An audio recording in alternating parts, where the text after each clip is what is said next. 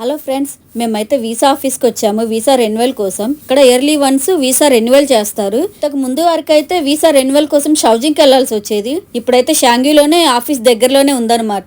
ఇదే visa office. ఇది video తీయొచ్చో లేదో అని అలా సీక్రెట్ గా తీసానమాట. అందుకే సెల్ నాగిని డాన్స్ చేస్తోంది. ఇక్కడ వీసా రెన్యువల్ కోసం అయితే వర్క్ పర్మిట్, మెడికల్ రిపోర్ట్స్, అలాగే మాది డిపెండెంట్ వీసా కాబట్టి మ్యారేజ్ సర్టిఫికేట్ కావాలి, kids date of birth certificate ఇవి కావాలన్నమాట. ఇవి కావాల్సిన సర్టిఫికేట్స్. మెడికల్స్ 1 వీక్ ముందు చేపిస్తారనమాట. అన్ని మెడికల్ టెస్ట్లు, ఐస్ నుంచి మొత్తం బాడీ చెకప్ అంతా చేపిస్తారు 1 వీక్ ముందు. ఆ రిపోర్ట్స్ వచ్చాక వీసాకి తీసుకొస్తారనమాట.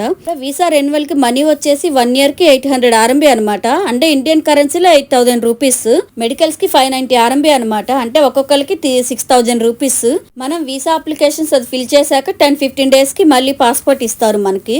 నా అప్లికేషన్ ఫిల్ చేశాక కాఫీ ఎలా ఉంటుందో టేస్ట్ చేద్దామని తాగాను. చేదుగా కషాయం ఉన్నట్టుంది, పారబోసాము.